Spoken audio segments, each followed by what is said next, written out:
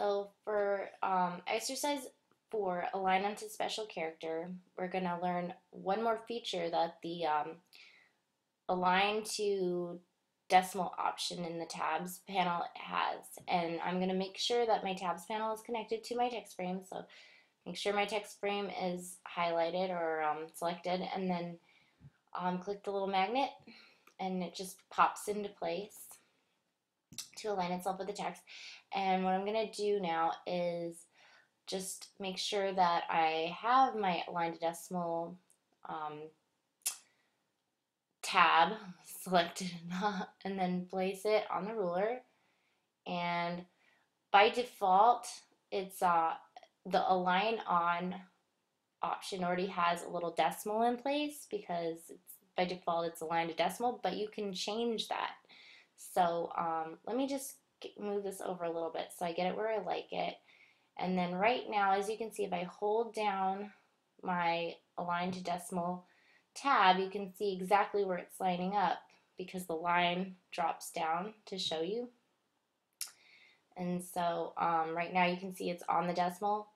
And then if I change that to the $sign, so if I put a $sign in there and then press enter, it jumped over so that now the tab starts right before the $sign. Okay, before it was right before the decimal, and now it's before the $sign. It's a subtle change, but depending on how many numbers you have, like if you had, let's see, if I said this was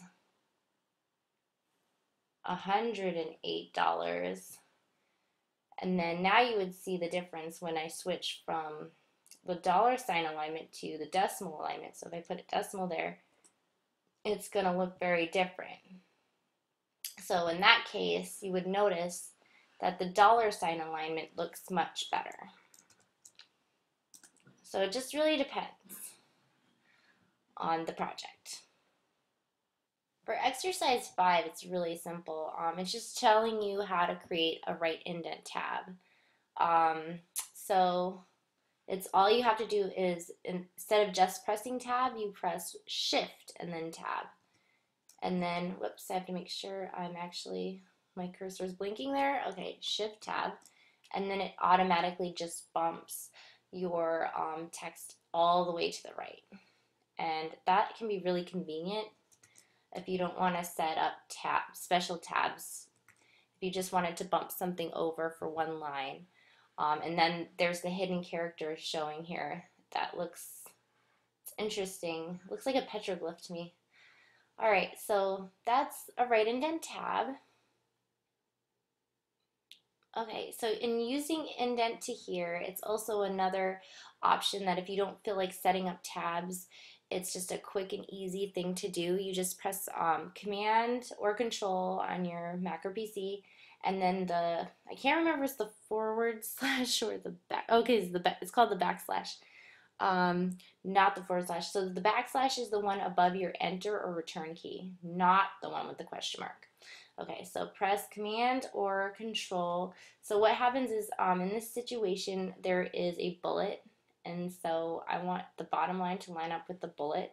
So I press Command or Control backslash, and then it lines up. And if I don't like it, I can delete it, like so. And that's really convenient if you're doing bullets and you want everything to line up under the bullet properly. So I'm going to go ahead and do that really quick. Command backslash, Command backslash,